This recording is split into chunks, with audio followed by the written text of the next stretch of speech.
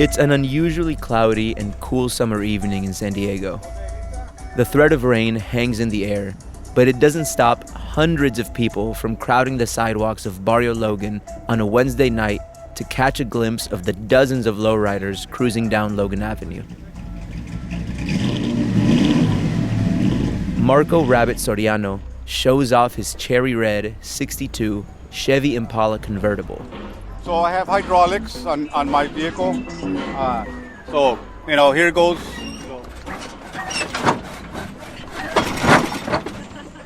The car drops so low to the ground, it honestly looks like it's gonna bottom out. But then he hits a button and the car raises up about 50 inches from the ground. That's the rear, and then of course you have the front.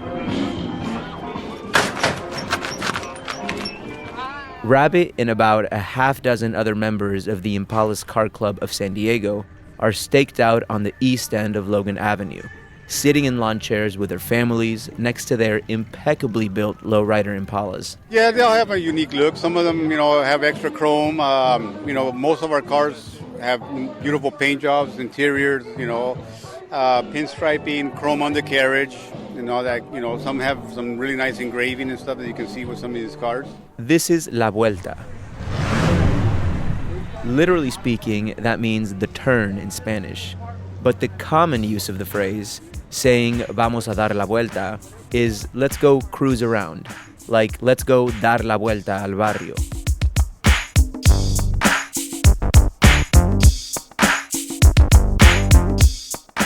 It's a biweekly car cruise in Barrio Logan that runs through the summer. The event has become the heart of lowrider culture here in San Diego. These days, the slow and low-to-the-ground cars and bikes can be found almost anywhere. Lowriding has become a culture created by Chicanos and exported all over the world. It's big in Japan. No, seriously. Not to mention in Brazil and other lowrider hotspots. But at the border, the lowrider scene is a lifeline. Back on Logan Avenue, Eduardo Magana is showing off his gorgeous, multicolored 1965 Chevy Impala. Wow! That's tight. It's cool like this. Wow. It is a big backyard party where everybody is behaving, having a good time. We all sit here in a corner, we'll talk amongst each other, and then we'll go and talk to everybody else in different clubs, and we're all just talking, having a good time. And a few feet away, a group of young dudes grip the handles of their shiny, chrome lowrider bicycles. We're actually starting a bike club, a lowrider bike club. Really? So, yeah. That's Nico Simonson. He says lowriding is his life. What it is, it's our family, like somebody be cruising down the street and they'll be like, oh, what's up, homie? Like, how you doing, It's never no beef or nothing like that. And then plus, nothing's better than when you just have when you get a project car or just a bike frame. And it's nothing but you have a vision for it, And I feel like that's the best part. And then you put that vision together, and then once it's all put together, you feel proud of yourself, you have something to be that's what I made that. You get me?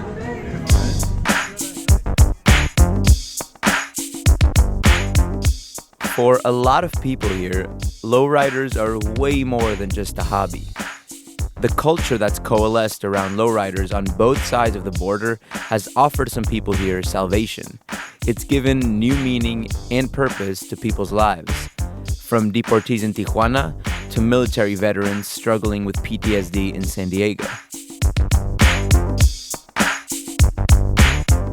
I'm your host, Alan Lilienthal, and you're listening to Only Here, a KPBS podcast about art, culture, and life at the Western Hemisphere's busiest border crossing.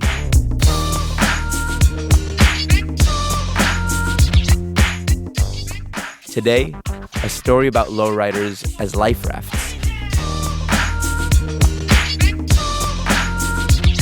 Only here in a border town can you find such a crucial lowrider culture on both sides of the wall. Stick around.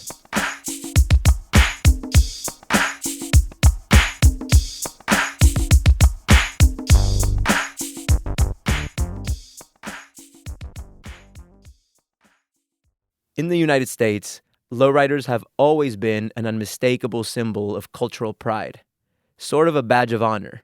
The cars, often customized classic Chevys, Cadillacs, and Buicks, are one of the cornerstones of Chicano culture. They serve as a visual protest against a white world that can consume all outside cultures.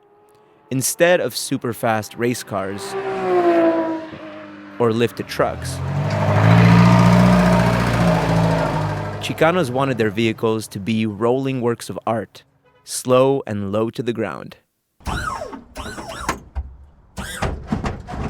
Being different, not trying to assimilate it into a culture, and also developing it as an art form, because essentially that's what has become, that's what it was from the get-go, and that's what still is today.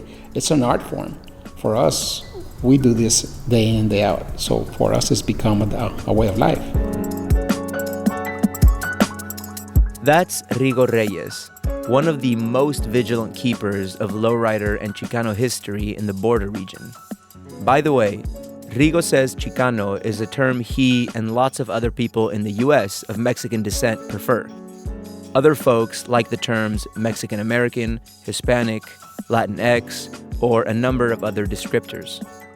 Rigo grew up in the South Bay, right next to the border. His dad grew up in Tijuana, so he's lived his life on both sides of the wall.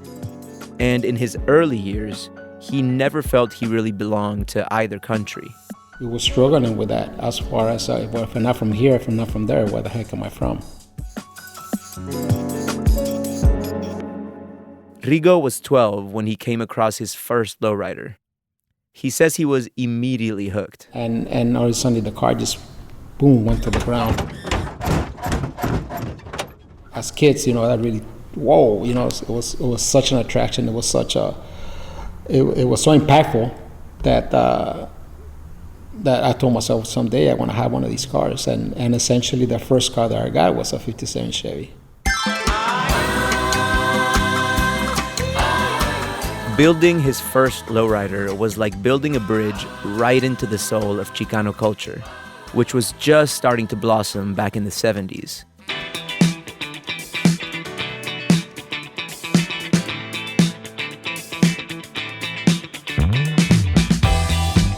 Finally, Rigo felt like he found a home, a community he belonged to.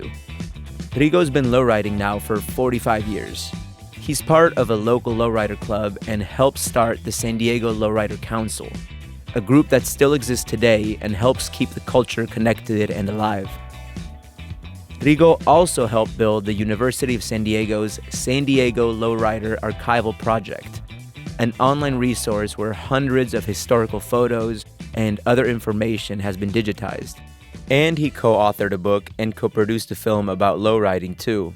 It's called Everything Comes from the Streets, and you can find it on YouTube.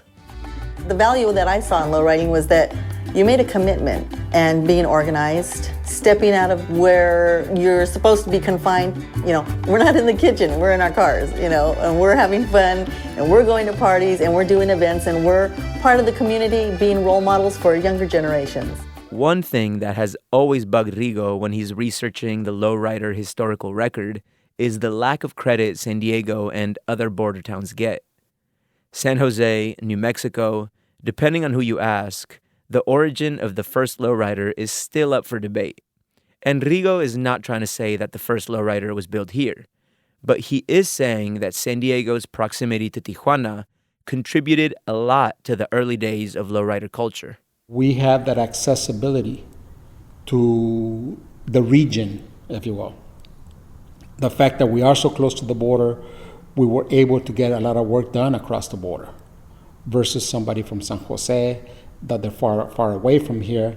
So their exploration with lowriding was probably different, or the experience might be different. The outcome is probably very similar, but the exploration as far as being a border people, a border town, having that accessibility so close to the border, whether it be for paint jobs, whether it be for upholstery work, even mechanical work or whatever, being so close to the border, it has developed. Rigo says that element is crucial.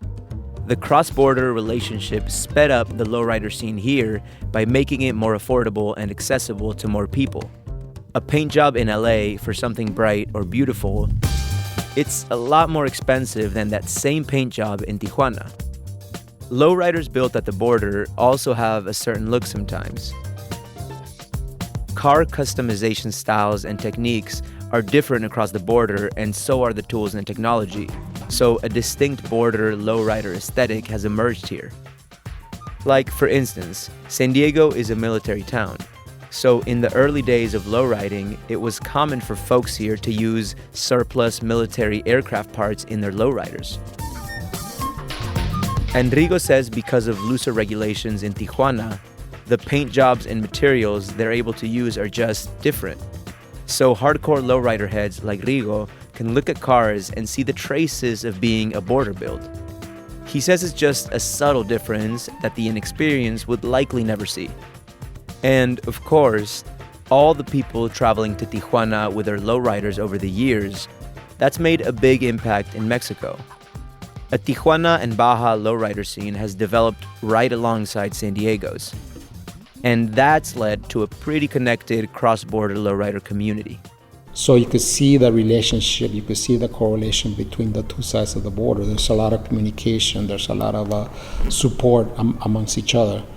As a matter of fact, we had a contingency here from Tijuana last week at Chicano Park from the Tijuana Council that came representing Tijuana. We had a delegation of 15 cars that came from Tijuana to represent them here at Chicano Park.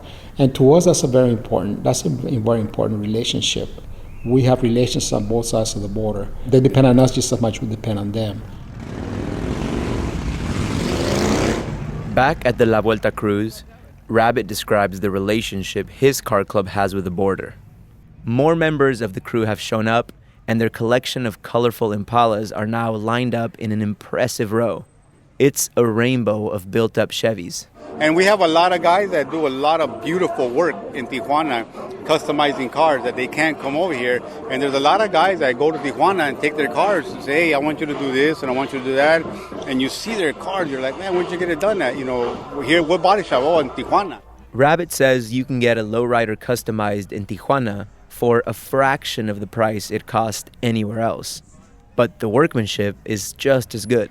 So we actually have, right now we have 4 of our cars in Tijuana that are getting redone completely. Frame off, chrome, paint, everything in Tijuana being done. One of them is going to be out here in about 3 weeks.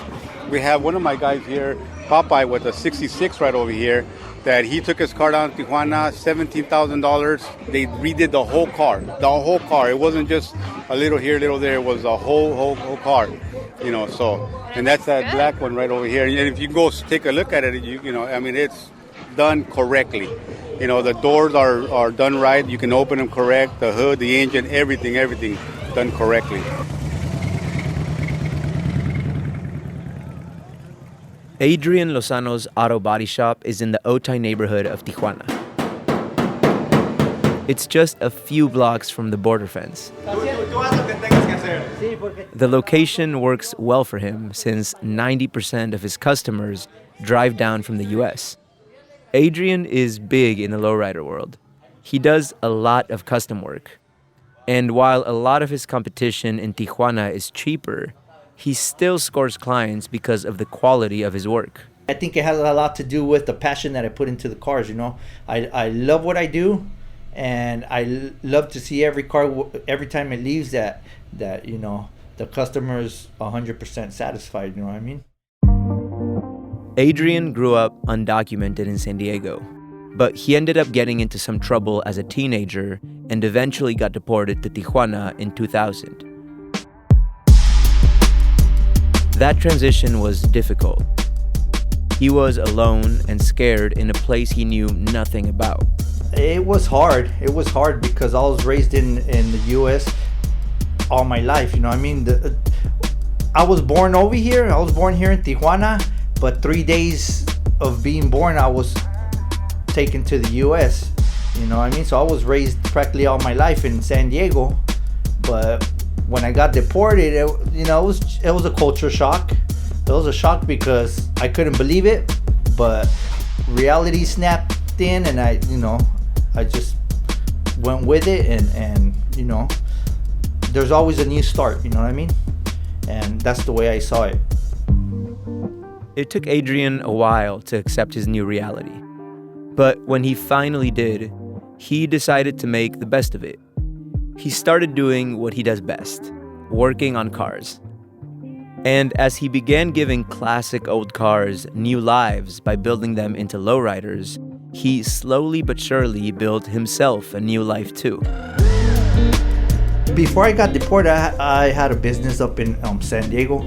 So, when I came down here, everything shut down, and it was hard. It was a whole new beginning.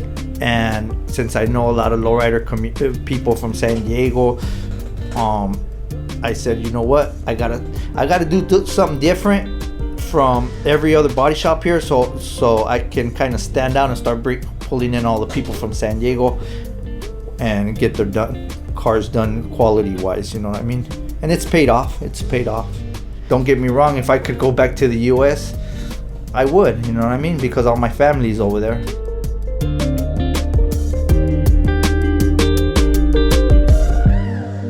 Lowriders have been Adrian's rescue raft. Through lowriding, he found new friends and things to do. It helped him find his way in the new country. Without the lowriding community here, I would feel a little lost. Time for a quick break. When we come back, how lowriding changed the lives of a mortgage broker and an Army veteran. More soon.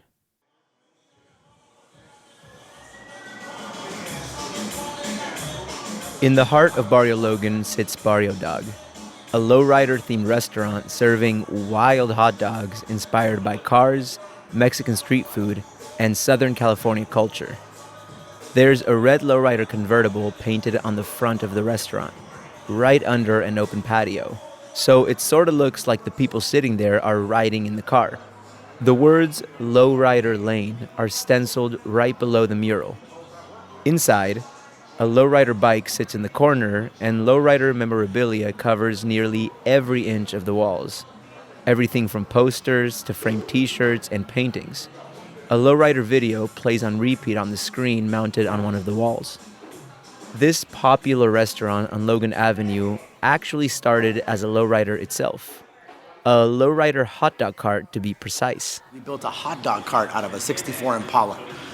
We rented out a little art gallery down the street on Logan and Evans, and we started off selling 2 hot dogs, the Virgen and El Cholito. This is a kind of a project of passion between my compadre and I. I'm from this neighborhood. I was born on Irving and Crosby, so just a few blocks from where we're at right now. And to get an opportunity to come and do a project like Barrio Dog in my neighborhood was something that we never dreamed of. That's Pablo Rios, co-founder of Barrio Dog. Pablo is a lowrider fanatic. He's got slicked back black hair and big expressive eyes that let you know when he's excited. Dressed in a gray Barrio Dog shirt, jeans, and Nike sneakers, Pablo makes a round through the restaurant, giving hugs and handshakes to the handful of people sitting down for an early lunch. It seems like he knows just about everyone here. Not only was Pablo's dad into lowriding, but his aunt was the first president of the first all-ladies car club here in San Diego. As a kid, if you walked into my bedroom, it would look like this. I had every lowrider magazine and poster on my wall, and I never thought that that would one day turn into a business. So I sometimes still have to pinch myself and say, is this really happening? Until Pablo and his business partner built that lowrider hot dog cart, they were both mortgage brokers. They made a good living, but they started to see their neighborhood undergo a huge cultural renaissance. Abandoned buildings became art galleries, and slowly but surely, Logan Avenue became one of the busiest streets in downtown San Diego. They realized they wanted to be a part of it. So they dove in, and their lives changed as quickly as the neighborhood did. Barrio Dog was always something that my compadre and I had talked about doing, but we had no set date. And when we saw the resurgence in our neighborhood, the art, the culture. We wanted to be a part of it. So we took the initiative in 2017 by building our hot dog cart and started operations then. The cart concept was so popular that Pablo and his partner were able to turn it into a full-scale restaurant by 2018. And even though they had to leave their lowrider cart behind, they've kept lowrider culture as the centerpiece of the restaurant. So here you see a representation of something that's very important to Barrio Logan, and that's the art, history, and culture of lowriding. My dad started building cars here in 1969 when lowriding was just getting its jump start. They were going to aircraft salvage yards and taking parts off of aircraft planes to build the first hydraulic systems. So a lot of this is celebrating what my dad had participated in. And then also I started building cars here in 1992. I'm a lowrider enthusiast. So a lot of these posters that you see hung on my wall when I was in high school. So getting to one space and allowing people to enjoy not only the food culture, but also the culture and history of something that's so important here to the neighborhood. The menu is packed with hot dogs that go far beyond the basics. Here's Pablo showing off his culinary creations in a segment for Televisa. Tenemos cebollita fresca, lleva tomate fresco. Qué rico se ve, ya se me está abriendo el apetito, mano. Ahora lleva jalapeño fresco. Jalapeño, échale. Le ponemos crema. They've got border-inspired ingredients like tamarindo barbecue, pickled jicama, and spicy cactus fruit salsa. You can also order sides like elote, or Mexican street corn. And, of course, they have the Tijuana-born bacon-wrapped dog. Pablo says the food itself is inspired by lowriders. It's a form of an expression for each individual because the time that it takes to build one of these beautiful machines has to do with your own artistic vision. And what we did was we took that same approach of building a lowrider to each one of our hot dogs. And that's where the Barrio Dog fusion comes into play.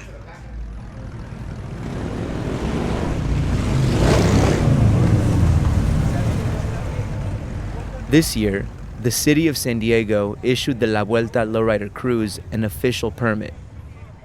That formal recognition is no easy feat for a lowrider car event. Other cruises like it across the region have been shut down by cities because of fear of gang activity or other problems. The struggle to get lowriders recognized as a legitimate art form worthy of being celebrated has been real, and it's still ongoing. Miguel Alatorre is one of the driving forces behind the lowrider scene here in San Diego. The biggest fear is that, there's going to be an outbreak of gang fights and whatnot. But honestly, man, a lot of the people here that come here are relatives, or people that we've looked up to growing up in the neighborhood. And they're the ones that kind of just like keep everybody in line. You know what I mean? Nobody really wants to be no car club wants to be the car club to mess it up. Or nobody wants to be associated with somebody that's going to mess it up. You know what I mean? Because it has become part of the community's fabric.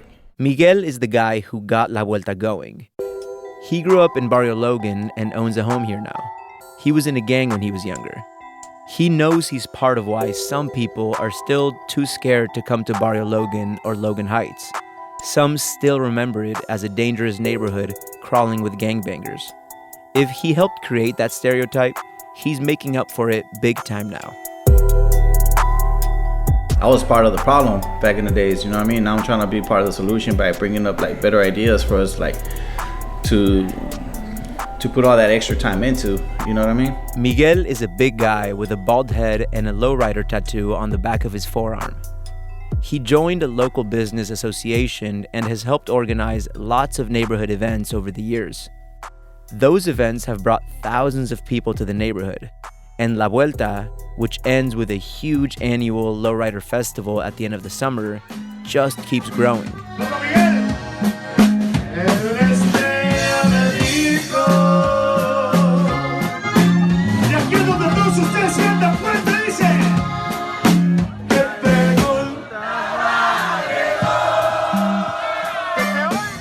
Miguel is not surprised by La Vuelta's success.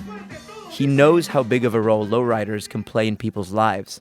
His own love of lowriding runs deep.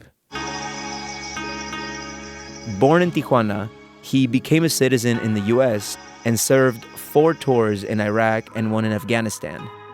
On his last tour, Miguel was injured in an IED ambush and got medical discharge from the army. But he didn't want to stop serving, and he had a really hard time adjusting. Lowriders helped. I bought a 59 convertible. It's always been my dream car, and I bought it. And during my recovery, I started working on it. You know, I got a couple of friends that helped me work on it, and that's what like helped me get through probably some of the darkest times of my life. You know what I mean? That's like a period of my life I don't really get too much into, That's fine, man. But yeah, my neck, my back, shoulders, everything. So it took me like 2 years. Nerve damage, you know, like walking was an issue. So it was just dark times, you know what I mean? So when I bought the car, it just like all that negativity I was going through, like I was just putting it in, you know what I mean? I would work 10, 12 hours on my car, you know what I mean? Just because I had so much anger and I had so much like stress and everything. So I was like just on it. So in a way, it was like my therapy, you know what I mean? No matter what kind of counseling they made me go to or whatever, it didn't do anything for me like working on my car did.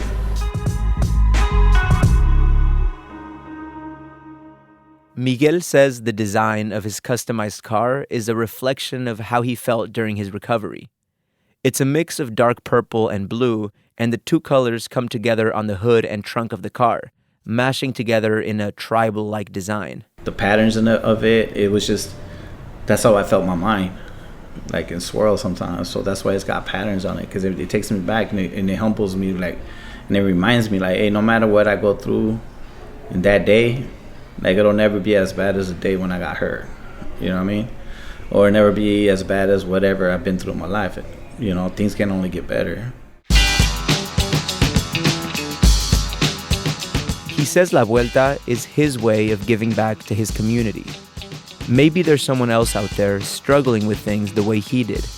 And maybe a lowrider can help. You know what I mean? I do it because it's what I love to do. It's what helped me get through my dark times. And maybe, you know, on a Wednesday night, some dude's going through a bad one and he just wants to, you know, take a break and out of reality and go enjoy a ride, take a walk, you know, and escape from it, you know, get inspired.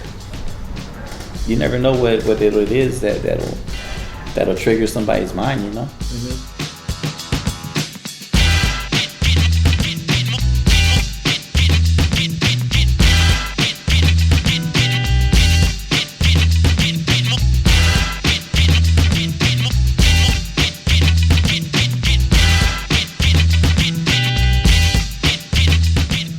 Only Here is a KPBS podcast hosted by me, Alan Lilienthal. It was written and produced by Kinsey Moreland. Emily Jankowski is the director of sound design. Lisa Morissette is operations manager, and John Decker is the director of programming. Eric Anderson edited the script. The Only Here team is taking a short break so we can work on new episodes. We're really excited about what we're working on, and we'll be back very soon. Please help us by telling your friends and family to subscribe and listen to the show. Thanks so much for listening.